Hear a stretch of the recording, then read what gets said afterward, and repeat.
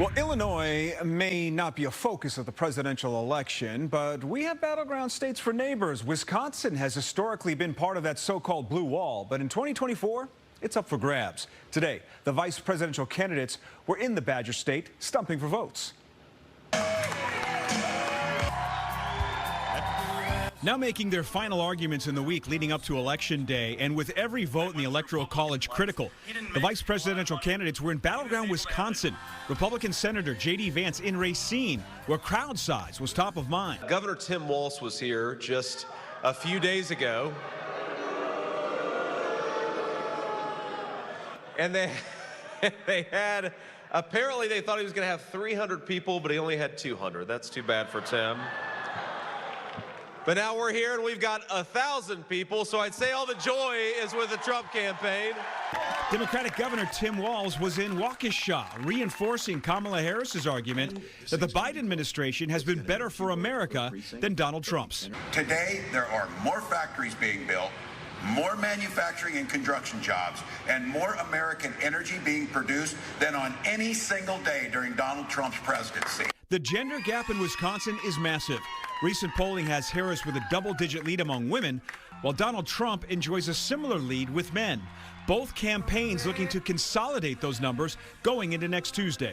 I would talk to the guys in here thinking about the women that you love in your lives. This election is literally about their lives and their access to get the care, traveling with people who know that. So they did that yesterday, and they did it, of course, during, when most normal people were watching real football, not watching Madden online with AOC and Tim Walz.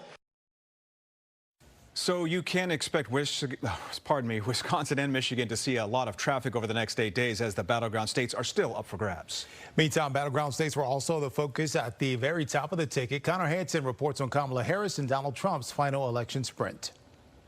Either it's Donald Trump sitting in there, stewing over his enemies list, or me, with your help, working for you, checking off my to-do list.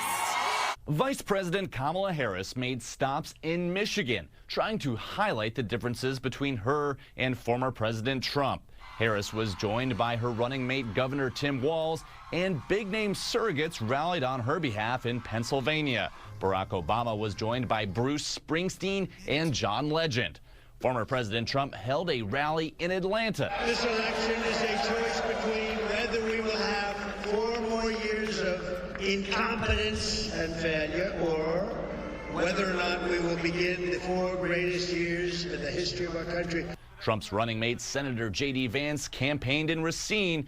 First Lady Jill Biden and Gwen Walz spoke at an event focused on educators, while Democratic lawmakers Bernie Sanders and Alexandria Ocasio-Cortez teamed up at a rally in Madison.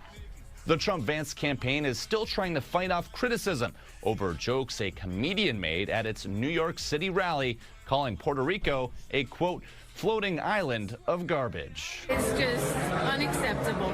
The campaign says the joke was made in poor taste and doesn't reflect Trump's views.